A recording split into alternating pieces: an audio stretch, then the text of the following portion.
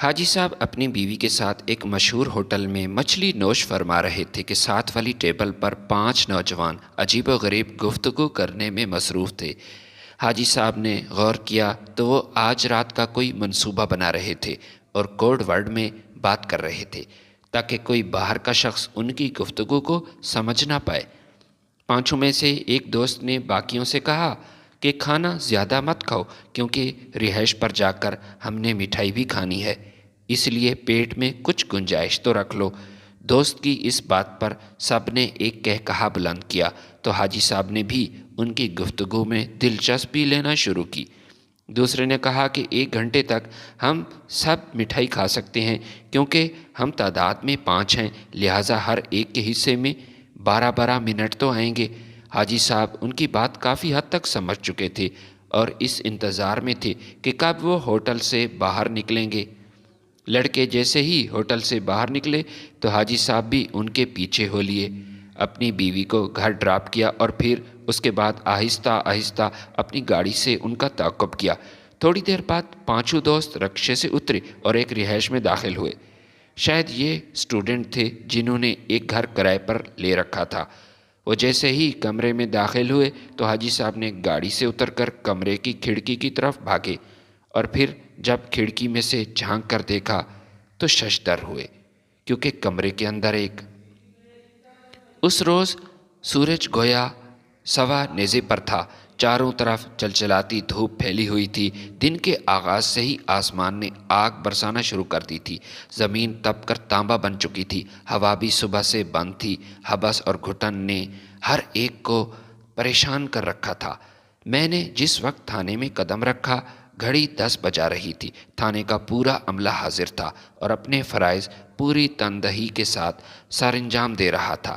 میں پسینے میں شرابور اپنے دفتر میں جا بیٹھا۔ فوراً ہی ایک کانسٹیبل نے مٹکے میں سے ٹھنڈے پانی کا ایک گلاس لا کر میری میز پر رکھ دیا اور جانے سے پہلے چھت والے پنکھے کی طرف رفتار بڑھا دی اور باہر نکل گیا۔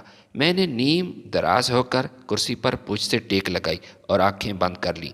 ابھی پوری طرح پسینہ خشک نہیں ہوا تھا کہ حوالدار کرم داد نے اندر آ کر اطلاع دی کہ ادھر ساتھ والے محلے میں ایک عورت جل کر مر چکی ہے۔ میں فوراً سنبھل کر بیٹھ گیا اور پوچھا یہ کب کی بات ہے؟ حوالدار نے بتایا کہ ہمیں تھوڑی دیر پہلے یہ پتہ چلا ہے جناب۔ اطلاع دینے والا بندہ باہر برآمدے میں بیٹھا ہے۔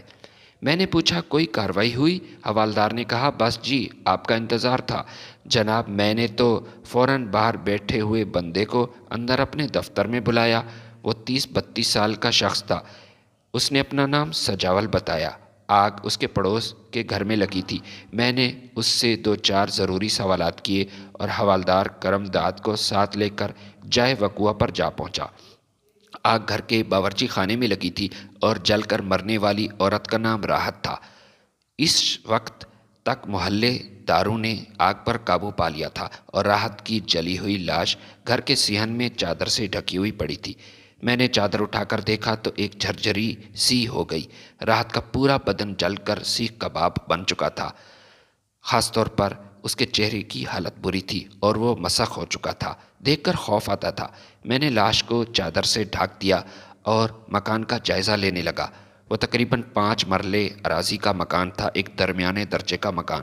مکان کے پچھلے حصے میں ایک جیسے 2 کمرے بنے ہوئے تھے۔ ان کمروں کے آگے 8 فٹ کا برآمدہ تھا، پھر کچا صحن کی ایک دیوار کے ساتھ باورچی خانہ اور واش روم وغیرہ بنے ہوئے تھے۔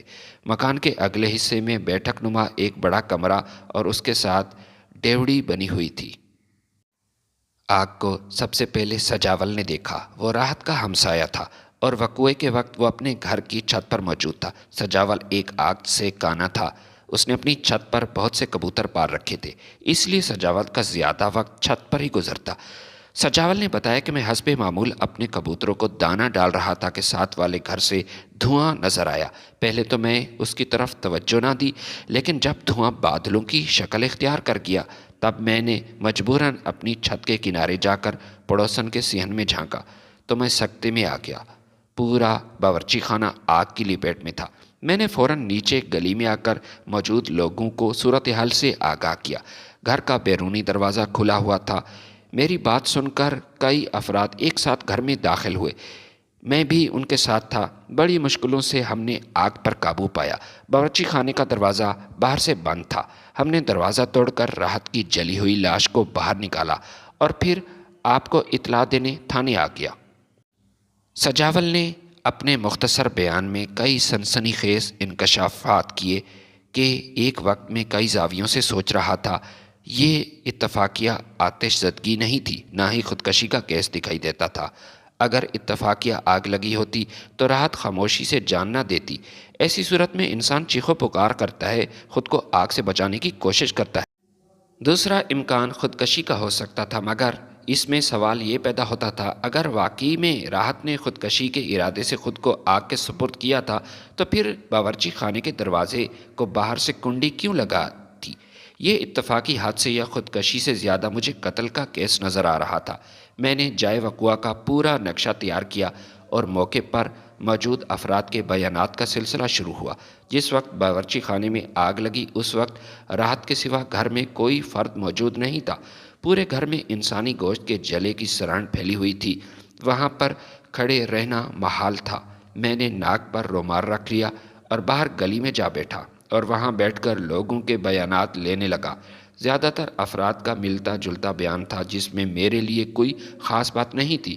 ان کے بیان کے مطابق اس گھر میں صرف 3 افراد تھے: راحت کی بوڑھی ساس اور ان کا کرایہ دار جس کا نام ماسٹر یونس تھا۔ راحت کی ساس فضل بی بی نے ماسٹر یونس کو اپنے گھر بیٹھک پردے میں رکھا تھا۔ ماسٹر یونس کسی دوسرے علاقے کا رہنے والا تھا اور یہاں ایک کپڑے کی مل میں ملازمت کرتا تھا، جبکہ راحت کا شوہر سکندر علی گزشتہ 3 سالوں سے نوکری کے سلسلے میں سعودیہ میں مقیم تھا۔ سکندر علی شادی کے 2 ماہ بعد ہی بیرون ملک چلا گیا تھا اور ابھی 2 روز پہلے ہی واپس گھر آیا تھا۔ سکندر علی اور اس کی بوڑھی ماں کی غیر موجودگی کے بارے میں کسی نے کوئی یقینی بات نہ بتائی۔ ایک شخص نے خیال ظاہر کیا کہ ہو سکتا ہے سکندر علی اپنی بوڑھی ماں کو ہسپتال لے گیا ہو۔ فضل بی بی کو آنکھوں کی تکلیف تھی۔ میری نظر میں سجاول سب سے اہم گواہ تھا۔ میں نے سب کو فارغ کر کے سجاول کو بلا لیا۔ وہ دونوں ہاتھ جوڑ کر میرے سامنے کھڑے ہو گئے۔ میں نے ان سے کہا کہ سجاول، کیا تم جانتے ہو کہ حقائق کو چھپانے، غلط بیانی کی سزا کیا ہے؟ وہ رونے والے انداز میں بولا کہ میں غلط بیانی نہیں کروں گا سرکار، نہ ہی کوئی بات چھپائی ہے۔ میں نے کہا، کیا تمہیں پتہ ہے کہ راحت آج گھر میں اکیلی ہے؟ اس نے کہا، نہیں جی، میں دوسرے کے معاملات میں دخل بالکل نہیں دیتا۔ میں نے کہا، مجھے پتہ چلا ہے کہ راحت کا گھر والا سکندر 2 دن پہلے ہی سعودیہ سے آیا ہے۔ سجاول فوراً بولا، ہاں جی ہاں، وہ ابھی پرسوں ہی آیا تھا۔ میں نے ان سے کہا، مجھے یہ بتاؤ کہ سکندر علی کیسا آدمی ہے؟ سجاول نے الجھے ہوئے لہجے میں ایک آنکھ سے میری طرف دیکھا اور پوچھا، آپ کی بات کا کیا مطلب ہے جناب؟ میں نے اپنی بات کی وضاحت کرتے ہوئے کہا، سکندر علی 3 سال کے بعد گھر آیا ہے۔ اس سے پہلے تو وہ یہیں رہتا تھا، تم بھی یہیں رہتے ہو۔ بیرون ملک جانے سے پہلے تمہارا سکندر علی سے میل جول ہوگا، آخر وہ تمہارا پڑوسی ہے۔ وہ کیسا بندہ ہے؟ سجاول نے کہا، ٹھیک ٹھاک بندہ ہے جناب، اپنا پرانا یار ہے۔ میں نے کہا، پھر تمہیں یہ بھی پتہ ہوگا کہ آج وہ کہاں گیا؟ سجاول نے کہا، نہیں سرکار، مجھے بالکل اس بات کا پتہ نہیں۔ سکندر علی میرے بیدار ہونے سے پہلے ہی کہاں نکل چکا تھا۔ آج میری اس سے ملاقات نہیں ہوئی۔ پھر کچھ سوچتے ہوئے بولا، ہاں یاد آیا، کل سکندر کہہ رہا تھا کہ ماں کو آنکھوں کے ہسپتال لے جانا ہے، ہو سکتا ہے ہسپتال چلا گیا ہو۔ میں نے کہا، سجاول، تم سکندر علی کے پڑوسی ہو، تمہارے گھر کی دیوار اس کے گھر سے ملی ہے اور میں نے دیکھا ہے کہ یہ دیوار اتنی اونچی بھی نہیں، اور پھر تم کبوتروں کے چکر میں دن بھر چھت پر چکر لگاتے ہو، تمہاری تو اس کے گھر کے معاملات پر گہری نظر ہوگی۔ وہ کانوں کو ہاتھ لگاتے ہوئے بولا، توبہ سرکار، مجھے گناہگار نہ کریں سرکار، میں اپنے یار کے گھر پر کیسے نظر رکھ سکتا ہوں؟ حوالدار نے اسے ایک چپت رسید کی اور کہا، اوے توبہ کے گھوڑے، صاحب کی بات کا ایسا ویسا مطلب مت نکالو، وہ غلط نظر کی بات نہیں کر رہے۔ میں نے کہا، سجاول، میری بات غور سے سنو، تم سکندر علی کو اپنا دوست کہتے ہو، اس کے رشتے سے مر جانے والی تمہاری بھابھی ہوئی اور کوئی اپنی بھابھی کو غلط نظر سے نہیں دیکھتا۔ وہ عاجزانہ لہجے میں بولا، معاف کریں سرکار، میں آپ کی بات کا مطلب نہیں سمجھا۔ پھر وہ کچھ سوچ کر بولا، ویسے آپ فکر نہ کریں، میں نے اپنے یار کی غیر حاضری میں اس گھر کے پورا خیال رکھا اور سکندر علی کے آتے ہی سب کچھ بتا دیا۔ میں نے اسے ڈانٹتے ہوئے کہا کہ تم نے کیا بتایا اسے؟ اس نے کہا، وہ جی دوست کی عزت کا سوال ہے، اس لیے میں آپ کو تو نہیں بتا سکتا۔ میں نے کہا، سجاول ساری بات سچ سچ بتاؤ ورنہ میں تجھ سے سختی سے پیش آؤں گا۔ حوالدار نے مجھے مخاطب کرتے ہوئے کہا، جناب اسے تھانے لے چلتے ہیں، یہ شرافت کی زبان نہیں سمجھے گا۔ سجاول فوراً بولا، حوالدار صاحب آپ خام خواہ کیوں غصہ کر رہے ہیں؟ میں نے کیا جرم کیا ہے؟ میں نے غصے سے کہا کہ تھانے جا کر تم کو سب معلوم ہو جائے گا۔ حوالدار نے سجاول سے کہا کہ چلو آگے لگ اور تھانے چل۔ وہ گھبرانے لگا اور کہا، سرکار میں خطاوار نہیں ہوں، میں نے تو دوست کے بھلے کے لیے اسے ساری بات بتائی تھی۔ میں نے کہا، اب وہی بات مجھے بھی بتا دو۔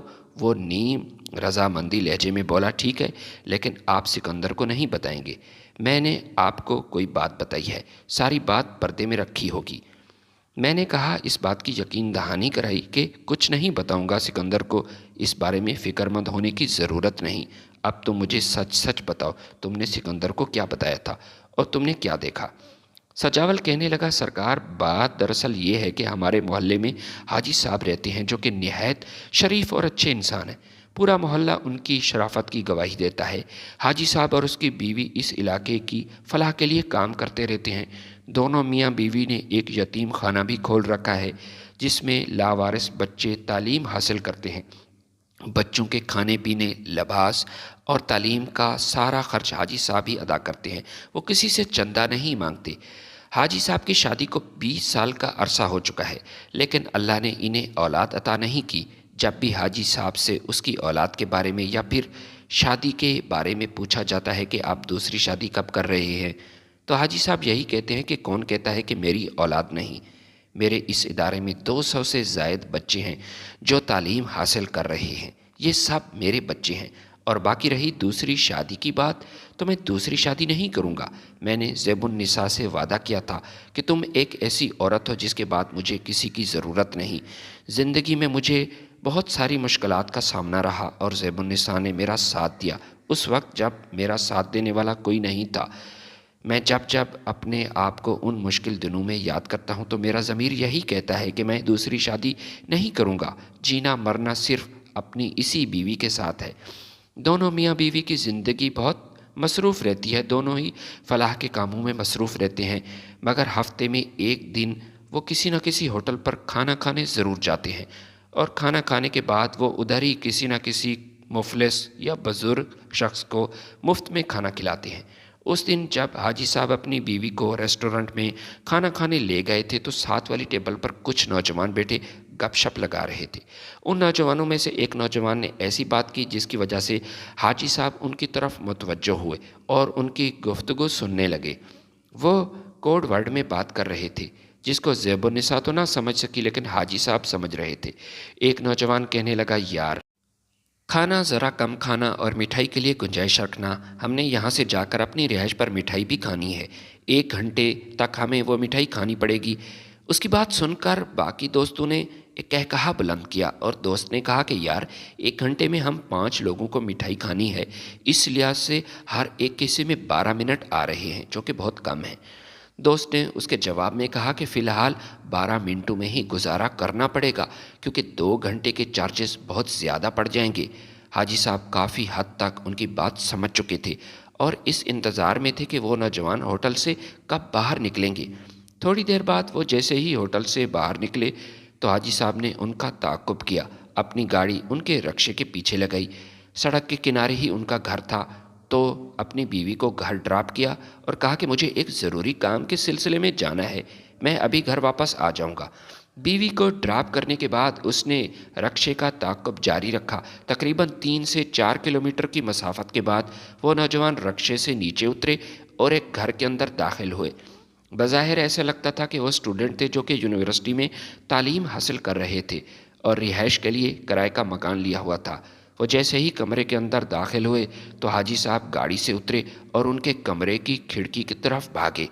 کھڑکی میں سے جھانک کر دیکھا تو حاجی صاحب کو اپنی آنکھوں پر یقین نہ آیا کیونکہ وہاں سکندر کی بیوی ان طالب علموں کی رہائش پر موجود تھی۔ حاجی صاحب کو یہ دیکھ کر بہت افسوس ہوا کہ اسی کی محلے کی خاتون جسم فروشی کے دھندے میں ملوث ہے۔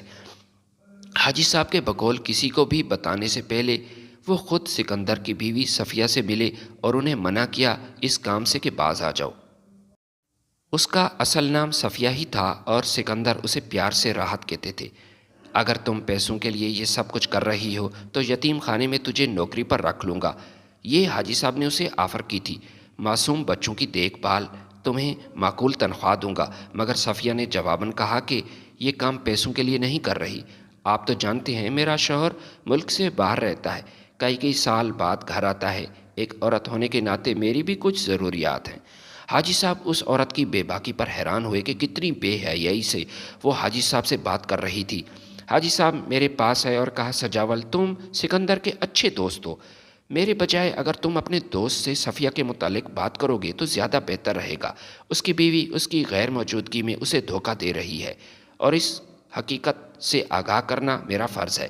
میں نے تو اس عورت کو بھی اس بات سے منع کیا، لیکن وہ بہت ڈھیٹ عورت ہے اور اس میں شرم و حیا کی کوئی باقی چیز نہیں رہی۔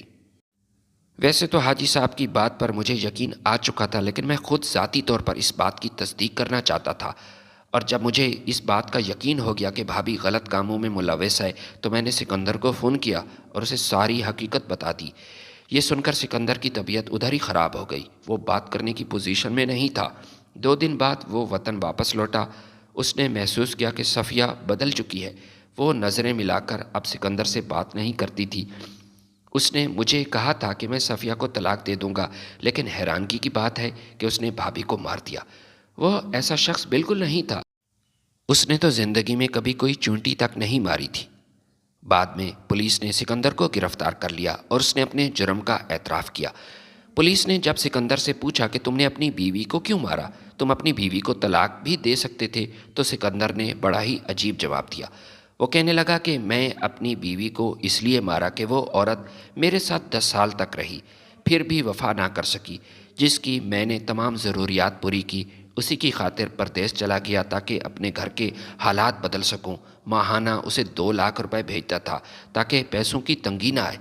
اگر وہ بچت کرنا چاہتی تو کچھ نہ کچھ بچا سکتی تھی، لیکن اس نے کچھ نہ بچایا۔ میری چھوٹی سی فیملی تھی، میرا اتنا خرچہ بھی زیادہ نہیں تھا۔ وہ پیسے اس طرح ضائع کرتی کہ نوجوان لڑکوں کو پیسے دے کر اپنے ساتھ سونے پر مجبور کرتی۔ اگر میں اسے طلاق دے دیتا تو وہ کسی اور شخص کا گھر برباد کرتی۔ یہ سکندر کی سوچ تھی، میں اس کی اس سوچ سے اتفاق نہیں کرتا تھا۔ ہمارا مذہب اس بات کی اجازت نہیں دیتا کہ کسی کی جان لی جائے، وہ اسے اپنی زندگی سے نکال دیتا، بس یہی کافی تھا۔